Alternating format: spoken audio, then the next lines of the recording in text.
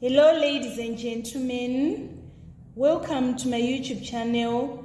Today I want to assist June 2024 candidates on statistic question that is most likely to be examined in June 2024 Maths Paper 2. It's quite obvious that there's going to be a question on statistics in your Maths Paper 2 in section B. I highly predict that it is going to be on cumulative frequency. Let me check on the trend on how statistics was examined from November 2021 to November 2023. This is November 2021. We want to check the statistic question that was in section B.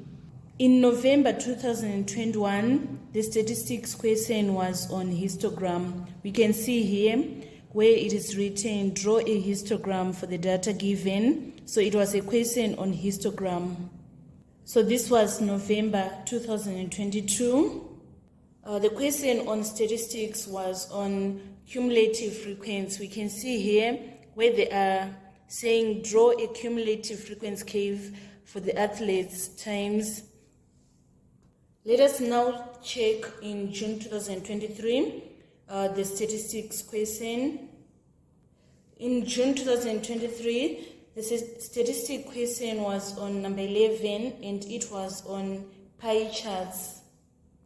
Finally, in November 2023, we want to check the statistic question. In November 2023, the statistic question was on histogram. So can we see the trend? In November 2021, statistic question was on histogram. November 2022, statistic question was on cumulative frequency. June 2023, statistic question was on pie charts. And November 2023, statistic question was on histogram. So there is 80% chance that in June 2024, statistic question is going to be on cumulative frequency. So today I'm going to assist you on how to score 12 out of 12 on this statistic question that is going to be in your section B on cumulative frequency. So usually on the first part of the question, they are going to give you a frequency polygon. So cumulative frequency table with missing values, and you are supposed to be able to find the missing values. So I'm going to use November 2022 question paper to find the missing value, to show you how to find the missing values when it comes to cumulative frequency. So usually the question on finding the missing values is going to carry out 2 marks. So be prepared to take your first 2 marks on statistic question. So we want to find the missing value, we want to find M, and we want to find N. We are going to use zigzag in order to find the missing values. So when we are saying zigzag, let me show you. For example here, we want to find, let's say we want to find this 3. We are going to say 0 plus 3 in order to get 3. And for us to get this 8, we are going to say 3 plus 5 and we get 8. For us to get this 22, we are going to say 8 plus 14 in order to get 22. So now we want to find this M. We are going to say 22 plus 16 in order to get our M is 38. And then to get this value, we say 38 plus 7 so that we get 45. Now to get N, we say 45 plus 4 in order to get 49. So this is how we do when we are calculating the missing values in cumulative frequency.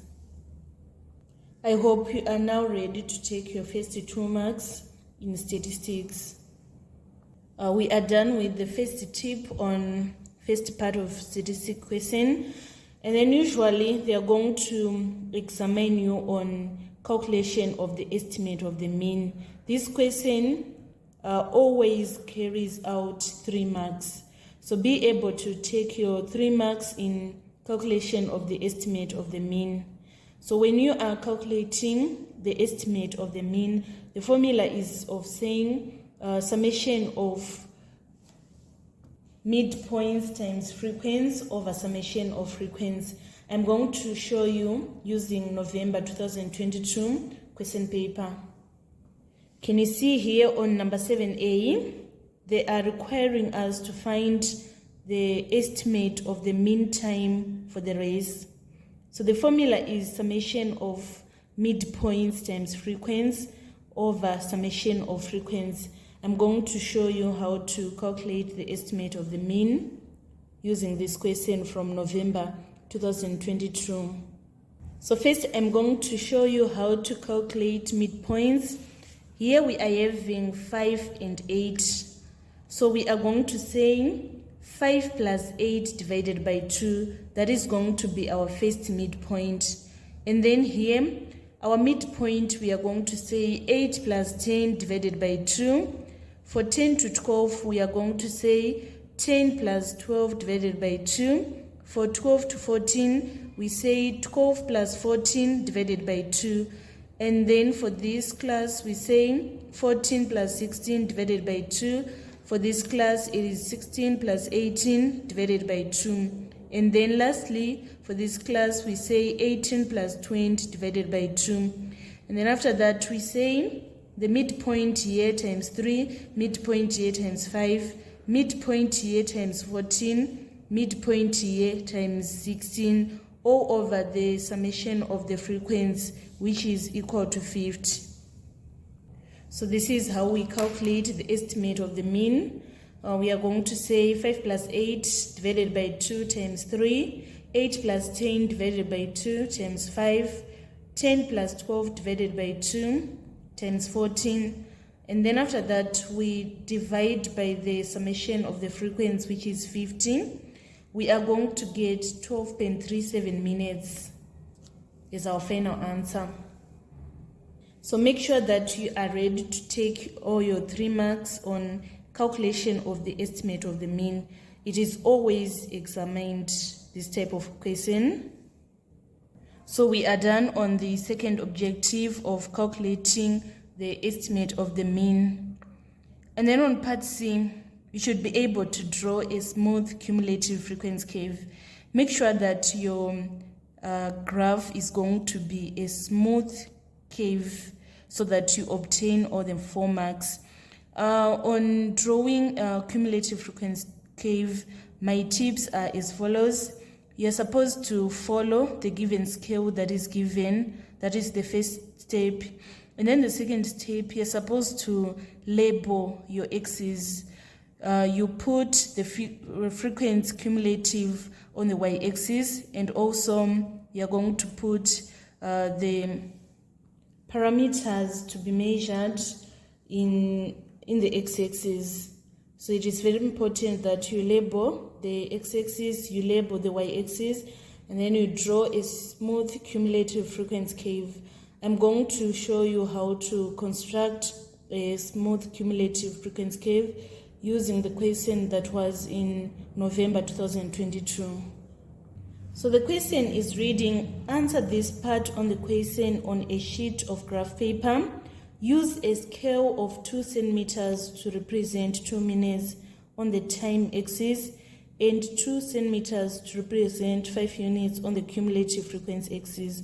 So you should understand that cumulative frequency axis is the y-axis, and then we are going to put the time in minutes in the x-axis. So let me show you how to come up with the 4 marks. So here we have followed the scale. It is saying 2 centimeters to represent 5 units in the y-axis. That is why we are having 0, 5, 10, 15, 20, 25, 30, 35, 40, going with that pattern. And then in the x-axis, we are supposed to have 2 centimeters to represent 2 minutes. So that is why we are having 8, 10, 12, 14, 16, 18, 20. And then after that, we now want to put the points on our graph. So want to plot this first point, which is saying t is less than or equal to 8, and we are having a frequency cumulative of 3. So it means that 8 in the x-axis is going to be in line with 3 in the y-axis. So this is where we are obtaining this point. We are saying 8 in the x-axis is in line with 3 in the y-axis. And then 10 in the x-axis is supposed to be in line with 8 in the y-axis. So this is where we are going to plot this point. We are saying 10 in the x-axis is in line with 8 in the y-axis. And then next we are having 12 in the x-axis in line with 22 in the y-axis. So this is 12 in the x-axis in line with 22 in the y-axis. We are going to plot this point. So that is what we are going to do till we are done with all the points that are given on frequency cumulative table. So after plotting all the points, you're supposed to be now able to join all the points using a smooth curve, and make sure that you label your x-axis. The x-axis is going to be the parameters that are supposed to be represented on cumulative frequency curve, and then the y-axis is going to be labeled cumulative frequency. So I'm done on giving you some tips on how to draw a smooth cumulative frequency curve and all that is required of labeling the axes. Now we want to move to objective number 4. We want to be able to use our graph to calculate median and interquartile range. So whenever you are asked to find the median, what you need to understand is you're supposed to find the summation of cumulative frequency. It is 50, right? And then you say half times 50, you are going to get 25. You take your ruler, you're going to put a ruler on 25, and then you draw a line, a broken line, till it reaches the cumulative frequency curve. And then after it reaches the cumulative frequency curve, you now need to find the number in x-axis that is in line with the point when this line is going to meet the cumulative frequency curve. So if we use that method, we are going to have our median here. So we now need to check the value of the median in the x-axis. So the value of the median is going to be this value, which is 12.4 minutes. Let me show you again on a different graph on how to calculate the median using our cumulative frequency curve. So this cumulative frequency was from November 2007. What we are supposed to do is want to use the cumulative frequency curve to find the median. To find the median, we are going to say the summation of cumulative frequency is summing up to 1,800, and half of 1,800 is 900.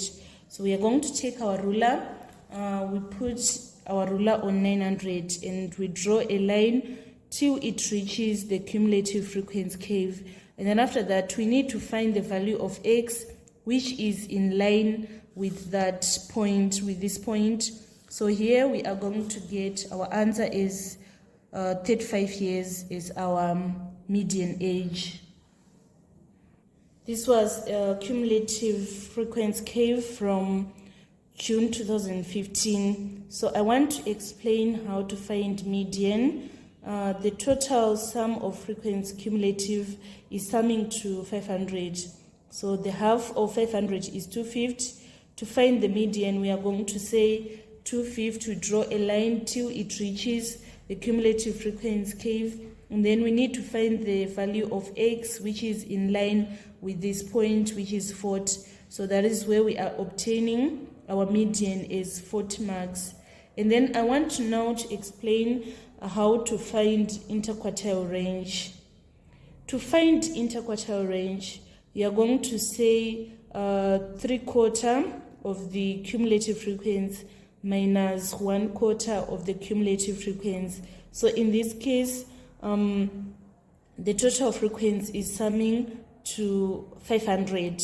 So if we say 300, if we say 3/4 of 500, we are going to obtain 350. So it is not 350, but it is 375. So we are going to take our ruler, we draw a line from 375 till it reaches the cumulative frequency curve, and then we need to find the number that is in line with that point in x-axis. So we are going to get this 56, right? And then we need to find the quarter of 500, which is 125. After that, we draw a line from 125 till it reaches the curve, and then we draw a line from the curve to see the x value that is in line with this point. It is going to be this 28. So to find the interquartile range, we now say 56 minus 28, so that our interquartile range is going to be 28. We are done with tips on how to calculate median and interquartile range. And then finally, on frequency cumulative, you're supposed to be able to calculate probability. Usually, the question on probability is going to carry out 3 marks. So I'm going to help you on how to obtain all the 3 marks on probability. So let us use this question that was in June 2015. It is saying 2 students are chosen at random. Find the probability that both students got marks less than or equal to 50. So here you should understand that we are taking both students from the same class. So in the first pick, the probability of selecting a student with marks less than or equal to 50, we are going to take this 325 out of 500. That is going to be our first probability. And then the probability of reselecting from that group is going to be 324 over 499 because it is without replacement. So if we select from the first group, we are now going to remain with 324, and also the denominator is going to change. It is going to be now out of 499. So if we are selecting from the same group, we say 325 over 500 times 324 over 499. So we are going to say 325 over 500 times 324 over 499. We obtain this probability as 0.422, or we are going to write it as a fraction so that it is going to be 1053 over 2495. I'm going to explain again if you are supposed to calculate probability, but in this case they are selecting from different groups. We are going to use this question that was in June 2017 to explain that part of probability where they are selecting from different groups. It is reading, if 2 children were chosen at random, calculate the probability that one had a height of not more than 120 centimeter and the other had a height greater than 145 centimeters. So I'm going to explain how you work it out. So first we need to find the probability of selecting the one that had a height of not more than 120 centimeters. We are going to find that probability from the table. So the probability of not more than 120 centimeter, it is going to be 12 out of 60. And then the probability that the other had a height greater than 145 centimeters. Let us check it again on our table. So the height greater than 145 centimeters, we are going to take this 10 out of 60. So now let me teach you now how to work out that probability. So the probability is either we are going to select the one that is having height not more than 120 centimeters first, and then we select the height greater than 145 centimeters second. So in that case, the probability is going to be 12 over 6 times 10 over 59. Let me explain again. Either we are going to pick A, where we are having height not more than 120 centimeters, so that we write this 12 over 6. And then if we select from A first, it means that our total of the frequency is no longer 6, it is now 59. So the probability now of selecting the one that is greater than 145 centimeters, it is going to be 10 over 59. Or we are going to first select B and then we then select A. So in that case, it is going to be 10 over 6 times 12 over 59. So we now need to add these probabilities, because if we are given an option of either or, we add the probabilities. So our probability is going to be 2 over 59 plus 2 over 59, which is equals to 4 over 59. So make sure that you understand when answering probability, whereby they are selecting from different groups, you're supposed to involve either selecting from A and then B, or starting to select from B and then A. So we are now done with our last objective on cumulative frequency. And then, as I said, there is 80% chance that you are going to see a question on cumulative frequency. Also get prepared on bar graphs and frequency polygon. They can examine you on that in June 2024. Let us use this question from June 2011.